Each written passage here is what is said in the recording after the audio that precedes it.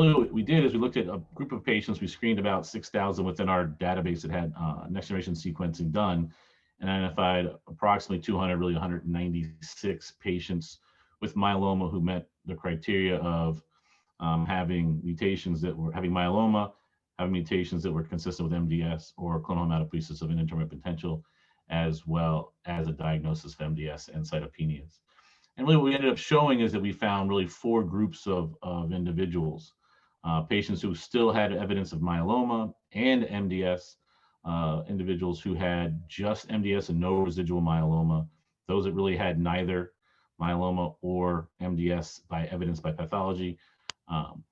And so what we looked at is that what are the molecular characteristics of these different groups?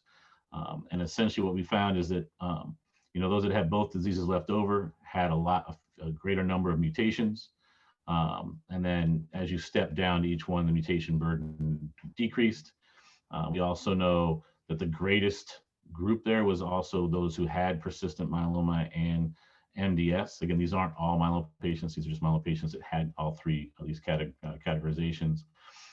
We do know that certain mutations we found be the highest in these 2 groups. One was called ASXL1, DNMT3A, KRAS, and SF3B1. And they were the ones that were highest in that dual group. But we also know that, interestingly, a different kind of mutational profile showed up in patients with just the MDS component, and RUNX1 or RUNX1 was the mutation that seemed to be most prevalent. Again, demonstrating that even in the context of MDS or clonal hematopoiesis, really what we're seeing is differential evolutionary patterns out of this in the context of myeloma therapy. I think this is really important because we want to think about what is really going on, and we know that second primary malignancies are critical concerns for ours in the context of high-dose therapy, meaning high-dose melphalan autologous stem cell transplant, and how do these pre-existing MDS clones versus therapeutic MDS clones really contribute to the long-term outcomes for our patients. And so I really think this is a step in the beginning. We also know that also at ASH this year, there was an abstract published looking at the induced changes in mutational burden in myeloma patients treated on the IFM-DFCI trial that showed that those who got high-dose melphalan had a marked increase in mutational burden. We're not talking about MDS, just mutational burden versus those that didn't get transplanted.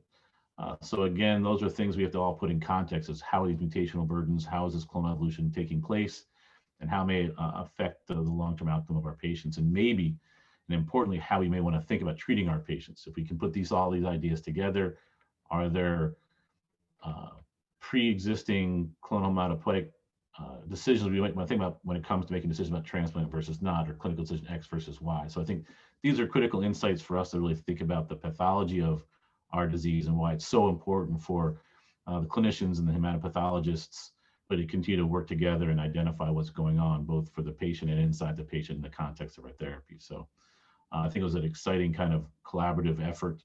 And I think taking the context of where we are in myeloma clinically and what we know, it's really important to keep moving in the forward direction, identify how we may apply this to our clinical decisions.